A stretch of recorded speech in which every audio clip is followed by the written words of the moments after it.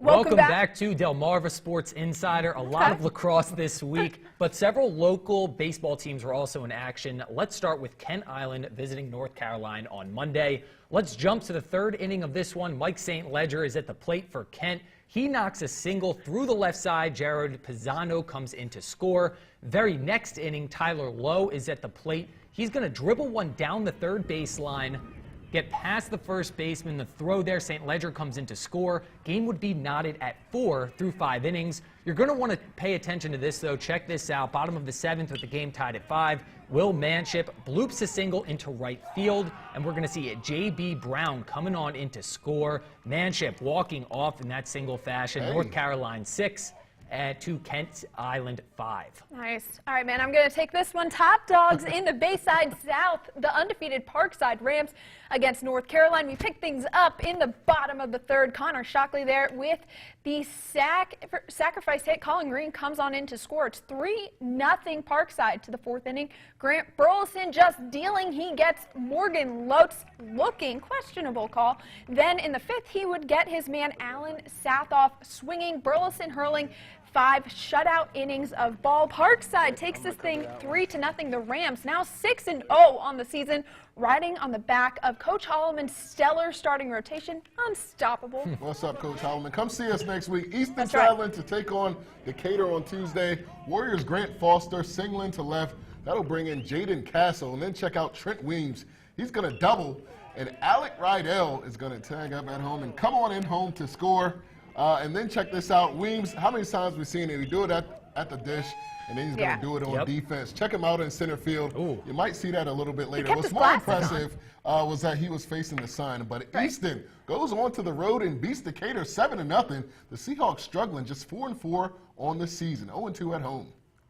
Woodbridge also in action this week, taking on Delmar at home. In the 4th, Jacob Rogers knocks one down the right side. Doug Avery comes on in to score. Woodbridge would lead 1-0. Later on in the inning, though, Colby Rust rips one up the middle, bringing Brock Keeler on home. And now we're going to stay in the 4th. Tyler Defford smokes one as 2 more runs are going to come in to score. And to seal the deal, really starting pitching this afternoon earlier in the week for Woodbridge. Doug Avery absolutely dealing with the strikeout. Avery went 5+ innings of shutout ball. Woodbridge takes it 4-0. Against Jimmy Atkins, no less. MPO only, right?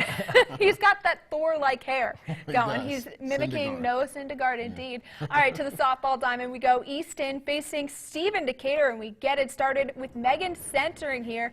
Pulls the grounder down the third baseline. The run would come on in for the Warriors, and then they would just keep on piling onto their lead. The hit deep into center field brings in Cameron Foster and Caitlin Miles. 2 more for the Warriors there. Then Charlotte Fraze and Jada Murray would also come on in as Easton absolutely rolls Decatur 24-11.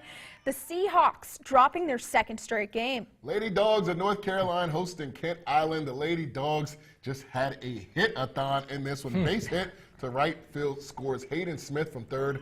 Later, a big knock into left. They're just going to hit it everywhere. They would lead 12-0 at one point, and then to seal things up, another knock into right. Bria Bishop going to score standing up. North Carolina all over Kent Island by a count of 22-2. That's a big final. 2 undefeateds also facing off this week as Delmarva Christian visited Delmar. Delmar gets things going early. Sacrifice center by Tracy Pleasanting, allowing a run to come in to score. A little later in the 1st, Nancy Harris gets one to drop in the outfield. That allows Sydney Tyndall and Shelby Taylor to score, make it 4-0 in the 1st inning. Wildcats not done, though. Check out that grab.